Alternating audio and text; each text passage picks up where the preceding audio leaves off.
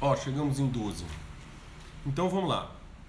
Eu tinha parado na leitura do prólogo do Evaristo Carriego, né? Eu acreditei durante anos ter me criado num subúrbio de Buenos Aires, um subúrbio de ruas aventurosas e fins de tardes visíveis. O certo é que me criei num jardim, de trás de uma verja não sei, me lembro agora o que é, com lanças e uma biblioteca de ilimitados livros ingleses. Então eu me criei num jardim e numa biblioteca de ilimitados livros ingleses. O ponto exatamente onde eu parei outra live é isso. A gente observa precisamente aqui como o Borges está tecendo simbolicamente a relação do universal no particular, né? Ao invés de estar preocupado em acentuar o particular contra o universal, a cultura ocidental, ele está vendo como ele não foi criado nem naquelas como a biblioteca. E os livros ingleses criaram uma realidade mais poderosa do que o próprio subúrbio onde ele morava. Palermo del cuchillo, do punhal, e della guitarra, do violão, andava, conforme me diziam, pelas esquinas. Mas quem povoou minhas manhãs? Eu estou arrastado um pouco, eu estou traduzindo imediatamente, tá? Mas quem povoou minhas manhãs e deu agradável horror às minhas noites foram o bucaneiro cego, o pirata cego de Stevenson, agonizando sob as patas dos cavalos, e o traidor que abandonou a seu amigo na lua, e ao viajante do tempo, está se referindo de novo ao Wells, que trouxe e também da fábula que depois ele coloca dentro de um dos seus livros, que é da moeda, que trouxe do porvir uma flor, e o gênio encarcerado durante séculos num cântaro salomônico das Mil e Uma Noites, e o profeta velado do Jorazan, que detrás das pedras e da seda ocultava a lepra. Que havia, entretanto, del outro lado de la verja e com lanças, del outro lado desses elementos do jardim, que destinos vernáculos e violentos foram cumprindo-se a uns passos de mim, ou seja, o que estava acontecendo ali fora, depois desse universo no qual de fato eu cresci. A uns passos de mim, no turvo armazém, ou no perigoso terreno baldio, como foi aquele Palermo e como hubiera sido hermoso que fora, e como teria sido lindo que fosse, misturando imaginação e fato. A essas perguntas que ele agora se faz do que de fato acontecia do lado de fora da casa, quis responder com este livro, menos documental que imaginativo. Então, veja bem que lindo, isso é muito Borges. A criação dele dentro do seu pequeno universo e os símbolos dela como eixo da sua verdadeira criação, o lugar onde ele cresce é um lugar imaginário, e ele depois de velho tenta recuperar imaginariamente o lugar real onde ele cresceu, percebe? Depois, um trecho muito relevante para a gente traduzir essa primeira simbólica do Borges com o homem da fronteira e do universal no particular.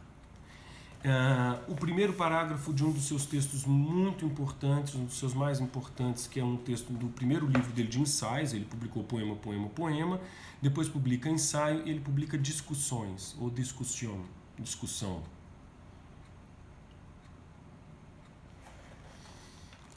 E esse livro aqui esse ensaio chamado, não adianta eu mostrar aqui, acho que fica ao contrário. La supersticiosa ética del lector. Eu vou ler só alguns trechos do primeiro parágrafo. A condição, aqui você já está com um Borges que entrou na sua maturidade. Ele ainda não realizou ficções, mas ele já entrou na sua lucidez, na sua maturidade intelectual e poética. Poética no sentido estrito, que eu estou falando não de fazer poesia, mas de ter uma poética. Aqui a gente começa a ver nascer uma coisa importantíssima para o Borges e que vai ficar óbvia na leitura do Ficções, que é a poética da leitura. A escrita como uma poética da leitura. Ele diz o seguinte: a condição indigente das nossas letras, olha a dureza do que ele está dizendo, a condição indigente das nossas letras, sua capacidade de atrair, ha produzido uma superstição do estilo, uma distraída leitura de atenções parciais. Os que adoecem dessa superstição entendem por estilo não a eficácia ou a ineficácia de uma página. Repare bem agora, isso aqui é muito importante, como a gente aprendeu na escola, como a revolução modernista era uma revolução do texto, no sentido dos malabarismos do texto, das inovações textuais.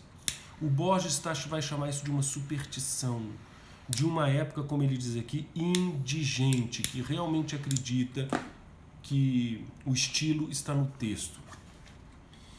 Os que adoecem dessa superstição entendem por estilo não a eficácia ou ineficácia de uma página, senão as habilidades aparentes do escritor, suas comparações, sua acústica, os episódios da sua pontuação e da sua sintaxe. São indiferentes à própria convicção ou própria emoção do texto. Então percebe, ele está começando a desenhar aqui que o que é o estilo e o que é o profundo do texto é algo que vai além dessa casquinha.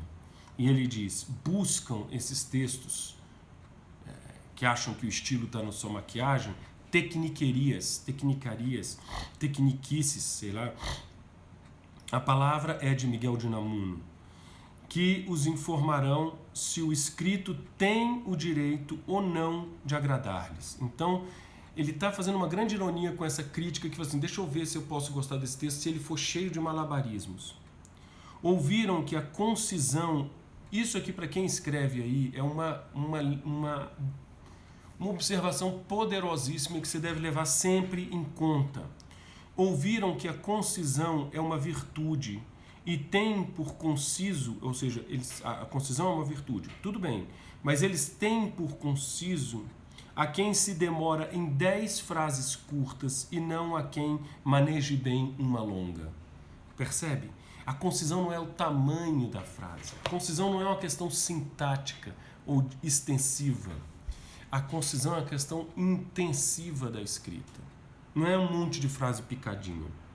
Subordinam a emoção e a ética a uma etiqueta indiscutida. Se há generalizado, ou seja, generalizou-se tanto essa inibição que já não vão ficando leitores em sentido ingênuo da palavra, senão críticos pretensiosos e potenciais.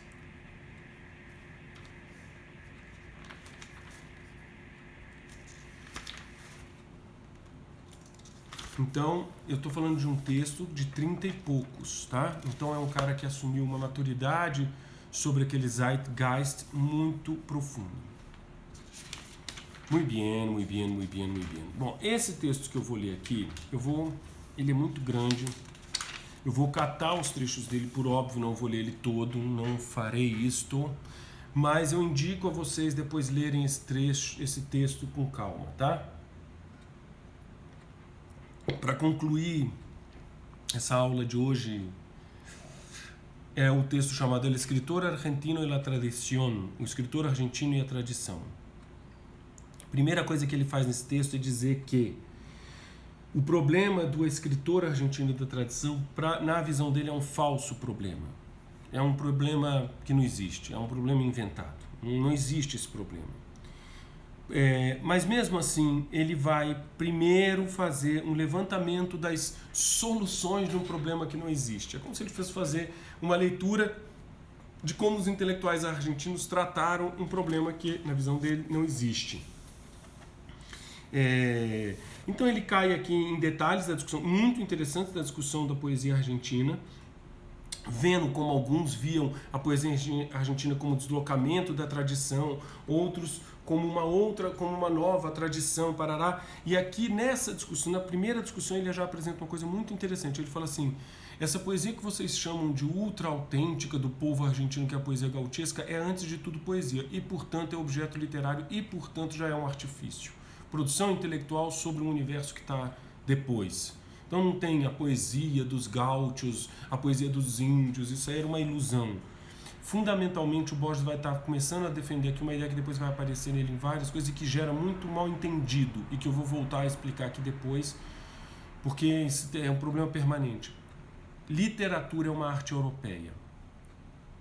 Ok? Então, assim, o desejo de uma literatura africana que não reconhece que ela é, antes de tudo, europeia é um equívoco. A ideia de que a poesia argentina... Eu achei que tinha saído aqui do vídeo.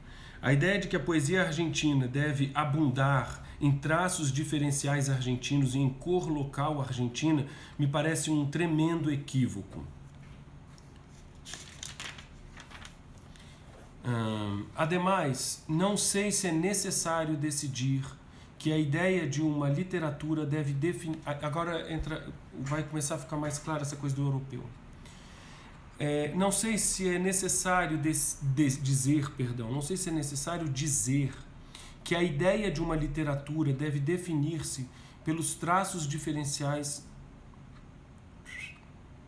Ademais, não sei se é necessário dizer que a ideia de que uma literatura deve definir-se por traços diferenciais do país que a produz é uma ideia relativamente nova.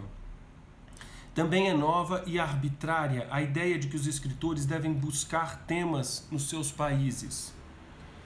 Sem ir mais longe, creio que Racine nem sequer teria entendido uma pessoa que lhe houvesse negado seu direito ao título de poeta francês por haver buscado temas gregos e latinos. Creio que Shakespeare deveria ter se assombrado se houvessem pretendido limitá-lo aos temas ingleses. E se houvessem dito que, como inglês, não teria direito de escrever Hamlet, um tema escandinavo, ou Macbeth, um tema escocês. O culto argentino da cor local, eu gostaria de botar brasileiro nessa frase, o culto brasileiro da cor local é um recente culto europeu que os nacionalistas deveriam rechaçar por forâneo. Aqui ele está fazendo uma inversão, um jogo. É um culto europeu no sentido de uma colonização. É engraçado porque os anticolonialistas são os mais colonizados de todos. Estão aceitando a ideia de que eu não posso falar de temas universais, ou gregos, ou latinos, porque eu tenho que falar do Yanomami. Enfim, não há maior colonização. E aqui ele dá um exemplo genial, eu não vou ler todo ele, porque é longo, mas eu vou traduzir rapidamente. Ele fala assim, por exemplo, o maior exemplo disso, ele vai dizer assim, no Alcorão não existem camelos. E aí ele se pergunta, por que Maomé não colocou camelos no Alcorão? Porque ele estava falando desde aquele ponto de vista onde os camelos eram farinha, estavam ali o tempo inteiro, ele não precisava dizer dos camelos, porque para ele camelo era parte da natureza. Se havia camelos ali, havia camelo em qualquer lugar. Então essa ideia, a frase dele perfeita, assim, ele busca esse exemplo do Gibbon, inclusive, a queda do Império Romano, né? En el Alcorán no hay camelos. Yo creo que si hubiera alguna duda sobre la autenticidad del Alcorán, bastaría esta ausência de camelos para provar que era árabe. Olha que lindo, Borges. Se tivesse alguma dúvida sobre a autoria do Alcorão, bastaria essa ausência de camelos para provar que ele é árabe. É a inversão total. Assim, para provar que um livro é autenticamente brasileiro, bastaria a ausência do samba, do futebol e do carnaval. Enfim, percebe isso aí? Ao fato de não tratar disso é porque isso não é o elemento que precisa ser a identidade, não é o camelo que vai tornar ele árabe, porque o camelo está lá como parte daquela existência, é outra camada. Agora quero falar de uma obra justamente ilustre, que aí ele vai falar do Dom Segundo Sombra, ele vai continuar discutindo a questão argentina.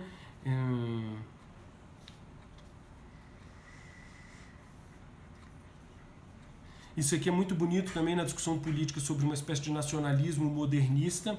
Ele vai dizer assim: quero assinalar aqui outra contradição. Os nacionalistas simulam... Quando a gente fala nacionalista, todas as palavras vão ganhando nuance, tá? Não é o que a gente vai chamar da luta nacionalista hoje em função do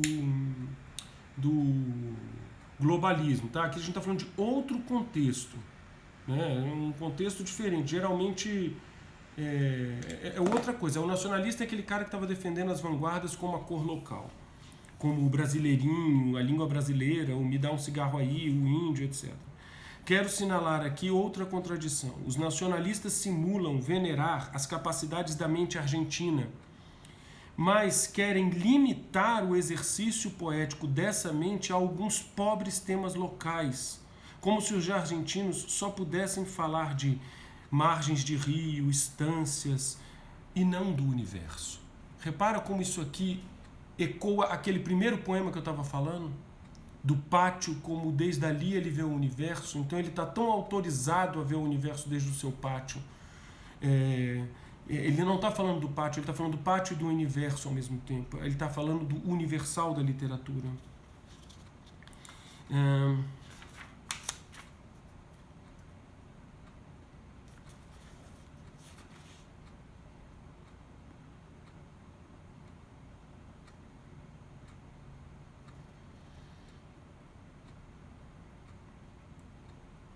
Olha aqui é cristalino, direto e pontual. ¿Cuál es entonces la tradición argentina? Ele está perguntando, qual é então a tradição argentina? Creo que podemos contestar facilmente e que não há problema nesta pergunta. Olha só, ele desenhou uma discussão infinita sobre qual é a tradição argentina e ele conclui dizendo o seguinte: pergunta para uma resposta muito fácil. Qual é a tradição argentina? Creio que a nossa tradição é toda a cultura ocidental.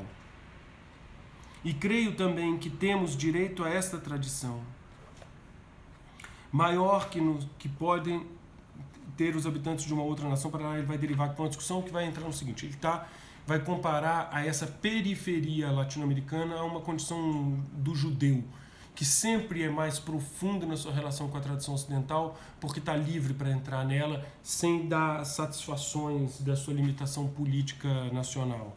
Então vou repetir. Qual é a tradição argentina? No final das contas, ele pergunta. Resposta fácil. Creio que a nossa tradição é toda a cultura ocidental. De alguma maneira, em 2020, pela má educação que nós tivemos sobre o nosso modernismo, parece que essa é uma resposta que a gente ainda não conseguiu dar e que fundamentalmente tem que ser dada para a gente recuperar a qualidade literária. A nossa tradição é a cultura ocidental. Então, de fato, isso é decisivo, muito importante. Como diz a nossa genial Dilma Rousseff, a quem eu quero prestar homenagem nessa reflexão que ela fez essa semana, é preciso a gente fazer o mesmo movimento político que ela denunciou ali, destruir a destruição no caso que ela estava falando sei lá do que ela falou mesmo, da autonomia nacional, sei lá do que. É preciso a gente destruir a destruição modernista brasileira. Entende? É preciso a gente destruir a destruição modernista. Isso a gente tem que aprender com Borges. Aliás, eu vou fazer um post com essa citação da nossa grande poeta Dilma Rousseff. Creio que este problema da tradição e do argentino é simplesmente uma forma contemporânea e fugaz do eterno problema do determinismo. Lindo isso, né? Porque ele vai buscar lá atrás as origens dessa ilusão modernista. E para fechar, eu vou ler um trechinho um pouquinho maior, mas eu vou explicando e a gente fecha essa live para não cansar vocês demais. Creio, ademais, que todas estas discussões prévias sobre propósito de execução... Peraí, calma. Repara, agora respira, deixa eu voltar a tomar uma água. Aqui está o verdadeiro fechamento do que eu estava dizendo. E nem vou voltar na questão do Derrida agora, senão vou me perder aqui. Mas peraí, que já só de ver ele aí eu já me perdi, ó. Assim, repara, eu tenho falado desse Oswald do olhar brejeiro, safadinho, contra a cegueira do Borges. Então vou concluir com isso aqui. A cegueira dos objetos imediatos, que aparece inclusive naquele poema do Borges, ele não precisa ver os objetos imediatos, porque ele tem esse universo na memória dele, ou seja, na construção da inteligência imaginativa dele do mundo, naquela instância fundamental da inteligência, como diz o Aristóteles. Ele não usa o termo instância, eu estou adaptando, né? Naquela fase fundamental da inteligência nossa, da realidade, que é a memória. Está recuperando aí, gente, o poema, aquele primeiro poema que eu estava dizendo, aquele primeiro poema que eu li, quando ele entra no pátio e fala, não preciso recuperar o pátio como um livro, eu não preciso recuperar esses objetos porque eles estão na minha memória. Então, esse escritor que está tomando como base não o que ele precisa ver de imediato na sua natureza aparente, ou seja, na sua paisagem imediata, na sua paisagem local. Ele não precisa ser um paisagista, ele está tratando do universal, do humano. Só pode fazer isso quando ele destrói a destruição de uma literatura que quer ser programa. Quando ele escapa de uma literatura que está dando satisfação a um programa, no sentido mais preciso da palavra, ideológico, inclusive incluindo a questão estética sobre o que deve ser literatura. Ele está realizando literatura conforme uma tradição e não atuando, fazendo dos seus objetos uma resposta a um manifesto, a um programa. Isso tem que estar claro para a gente pegar bem esse final, como isso agora vai ficar assim cristalizado, e que isso encerra uma certa etapa do Borges que prepara o que vai explodir com ficções na segunda-feira que vem. Tá claro aí? Pergunta retórica, mas é verdade. Tá claro isso? Então vamos para o finalzinho. Eu fiquei branco até com essa luz que eu botei aqui, né? Eu tô parecendo um fantasma lá, o branco do Guimarães Rosa. Creio... Peraí.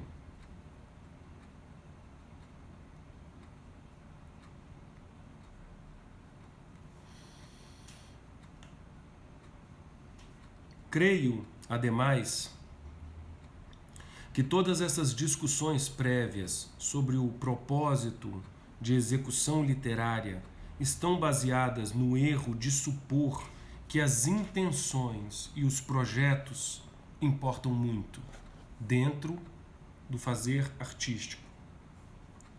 Tomemos o caso de Kipling. Kipling dedicou sua vida a escrever em função de determinados ideais políticos. Quis fazer da sua obra um instrumento de propaganda. E, sem embargo, eu vou acrescentar aqui, porque Borges diz isso em outro momento, como era um grande artista, ao fim de sua vida, teve que confessar que a verdadeira essência da obra de um escritor... Vídeo, vocês pegaram aí, não? E recordou... Pegou? Posso seguir? Pegou? Ele falou de Kipling no meu vídeo, aqui eu estava olhando para baixo no vídeo, deu uma pausa. Então Kipling tinha um projeto político e viu que não deu conta, ele errou no seu projeto. Então vou repetir. Kipling dedicou... Daqui pegou, né? Então tá. Kipling dedicou sua vida a escrever em função de determinados ideais políticos. Quis fazer da sua obra um instrumento de propaganda sem embargo, entretanto, ao fim da sua vida, teve que confessar que a verdadeira essência da obra de um escritor deve ser ignorada por este. Deve ser no sentido de... ele não consegue. E recordou o caso de Swift, que, ao escrever As Viagens de Gulliver, quis levantar um testemunho contra a humanidade e deixou, entretanto, um livro para crianças. Vou continuar, mas pegou tudo aí? Esses exemplos são infinitos, tá? Uma vez eu estava falando sobre não subordinar sua obra a um objetivo político e alguém me fez uma contestação das mais inteligentes que eu já tive que falou, e Dante? E Dante, que faz política dentro da sua obra, enfia os inimigos lá dentro, tem programa político, cara, foi realmente uma pergunta muito boa, mas a resposta a essa pergunta, e a gente tocou a conversa a partir dali, foi muito bom, é a seguinte: Dante era grande artista, então isso foi um elemento periférico, o que prova que você pode ler sem entender detalhadamente aquela discussão. Aquela discussão era um dos elementos que ele botou ali. A arte vai fazer um compósito. Kipling certamente enfiou essas coisas lá dentro. E o grande artista que ele era, fez naufragar naturalmente o programático que ele queria ser. Entende isso? Isso é claro. Se você não é um grande artista, você vai ser derrotado pelo programa. Então você vai ser derrotado pela lutinha política. E a sua obra vai sucumbir. Isso é certo e líquido. Então você pode até ter suas intenções, meu filho, mas ou porque sabe fazer, ou porque deu sorte, ou porque você realmente é grande artista, esse elemento tem que ganhar, deve ganhar da sua disputa política imediata. Ele continua. Platão disse que os poetas são amanuenses, ele está citando Ion aqui. É lindo esse texto, inclusive, que dá a ideia do Platão do poeta como ímãs que vão arrastando os seus leitores. Platão disse que os poetas são amanuenses de um Deus que os anima contra a sua vontade. Platão fala mesmo que ele tem que ser possuído. Ele não está dominando tudo que ele está fazendo. Parece contraditório com o que eu tenho falado de processo criativo, e não é. Mas eu não vou entrar nisso aqui agora. Você tem que estar habilitado tecnicamente para produzir essa possessão contra seus propósitos. Vou ler de novo, senão eu perco aqui a linha. Platão disse que os poetas são amanuenses de um Deus que os anima contra a sua vontade, contra os seus propósitos, como um ímã que anima uma série de anéis de ferro. Por isso, repito que não devemos temer e que devemos pensar que nosso patrimônio é o universo. Ensaiar todos os temas, e não podemos concretar-nos, não podemos nos fixar no argentino para ser argentinos. Porque o ser argentino é uma fatalidade, e nesse caso o seremos de qualquer modo. O ser argentino é uma mera afetação, uma máscara. Creio que se nos abandonamos a esse sonho voluntário que se chama a criação artística, seremos argentinos e seremos também bons e toleráveis escritores. Sacou? Esse é o fim do texto. Creio que se nos abandonamos a esse sonho voluntário que se chama a criação artística, se nos entregamos a ele, a esse sonho voluntário, a essa possessão voluntária, até seremos argentinos. E seremos também bons e toleráveis escritores.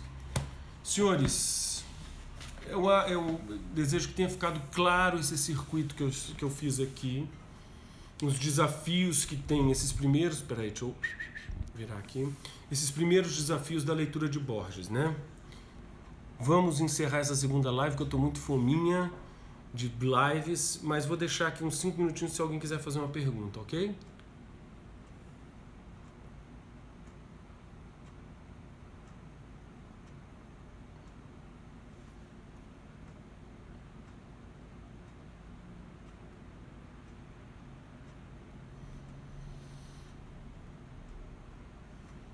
No questions?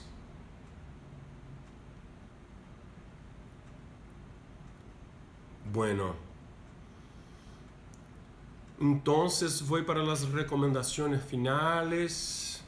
Sêneca também fala muito sobre a questão universalista, sem dúvida, e valeria uma boa colagem. O Sêneca é um autor para quem de vez em quando o próprio Borges... Fernanda, eu vou subir, eu estou criando essa semana o canal do YouTube. Não, o canal do YouTube vai depender de uma coisinha, porque eu estou esperando um negócio de uma designer. E vou subir e vou criar essa semana o Telegram, tá? Lá no Telegram eu vou explicar o que eu vou fazer lá. Eu vou fazer uma coisa curtinha, uns vídeos pequenos, uns áudios pequenos com o objetivo de ler algumas coisas. Minha vida, se o Roth joga com a pressão que sofrerá dos judeus para fazer uma literatura judaica. Esse é um grande tema judaico, sem dúvida. Esse é um grande tema judaico. Singer não. Singer é mais judaico nesse sentido.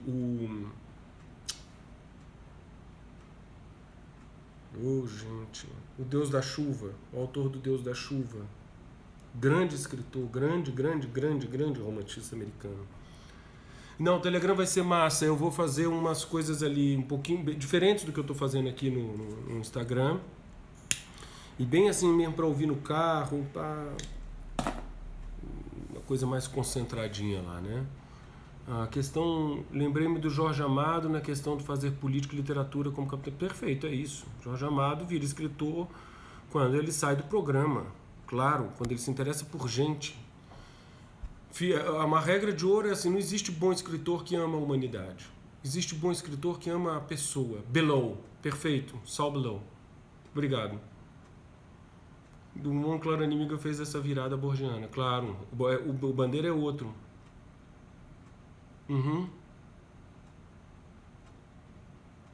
Pô.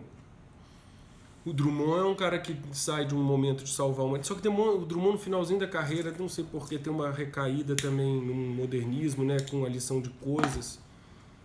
Enfim, mas o cara que escreveu Claro Enigma, A Máquina do Mundo, né? É um gênio. Henderson, Rei da Chuva, compõe minha lista de 5 livros indispensáveis. Adoro também, gosto muito do Saul Bellow, muito. E... Putz, eu ia completar com uma notícia. Vou completar a live com uma notícia ótima. Ótima, muito contente, muito feliz. Hoje eu fiquei muito feliz. Chegou o prefácio do meu livro, escrito por uma grande figura que me deixou imensamente feliz e emocionado pelas observações que fez sobre o livro de contos.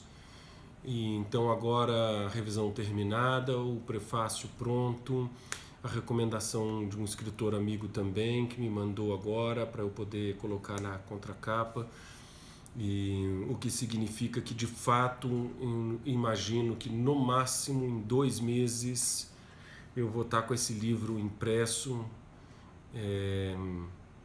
e sobre o qual eu vou querer falar com vocês um pouco depois aqui, talvez ler trechos, botar algumas coisas no próprio Telegram, e enfim, vai ser muito bom para a gente continuar a nossa conversa, porque essa parte da minha atuação aqui é uma parte dessa como ficcionista, né? O sentido de literatura europeia da live é o sentido que eles... É o sentido de eles falarem e fazendo... vê bem, o sentido europeu da literatura, eu senti, porque ela é uma arte.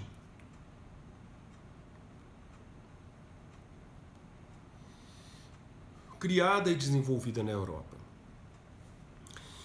Lógico que você vai entrar aí com uma discussão da literatura oral, que também é muito importante, que vai se manifestar em outras culturas, mas a gente teria que colocar essa literatura oral de algumas culturas africanas, brasileiras e orientais. Lógico que quando você entra com o elemento oriental chinês e tudo, a coisa complica um pouquinho. Mas a conformação que essa arte tomou, escrita, com determinadas estruturas e valores e códigos específicos que nos permitem a leitura como literatura, ela é fundamentalmente europeia. O elemento ficcional, por exemplo, é um elemento eminentemente europeu. O elemento da mímese, como é entendido nos gregos antigos, e o nosso próprio entendimento da literatura oriental, japonesa, chinesa, passa por um processo de ocidentalização em determinado ponto, né? Então a literatura europeia, no sentido da sua origem, como diz, eu não sei se isso é Heidegger, eu não li Heidegger, aliás o Borges tem Alguém pergunta para ele a opinião dele sobre Heidegger, ele fala um negócio extraordinário. Ele fala assim: Heidegger, para mim, é alguém apenas que inventou um dialeto alemão desinteressante que eu nunca entendi. Não sei se é Heidegger que fala isso, eu acho que eu tenho isso na memória. Assim. A origem é aquilo que nunca se abandona, né? Então, nesse sentido de uma origem como fonte que permanece significando. Do mesma maneira que, por exemplo, sei lá,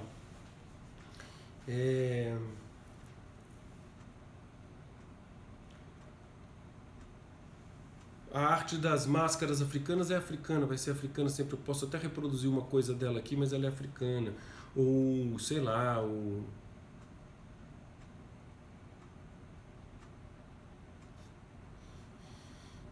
enfim, as regras, o modelo que vai se replicar depois nos outros cantos do mundo é um modelo europeu. E sim, esse modelo europeu atende um critério de universalidade. Essa coisa da ficção que projeta um homem imaginário que vai falar não de uma circunstância local, mas do problema humano como não como um todo é um recurso, é um lugar comum bobo, mas do problema do homem em qualquer lugar, em qualquer tempo, na fricção com a questão circunstancial. Muito bem, senhores, quarta-feira, não sei sobre o que eu vou falar ainda, tenho algumas ideias, provavelmente, como eu emendei nessa live, hoje eu estou livre na quarta para falar do que eu quiser, vou falar provavelmente, sobre as virtudes. Leiam essa semana, eu vou botar isso depois aqui, o primeiro conto do Aleph, que me fugiu o nome, é de assombrar, é um exemplo perfeito de como fugir dos locais. E não me lembro qual é o primeiro conto do Aleph, é o Ulrica, não. A gente tira a dúvida aqui agora.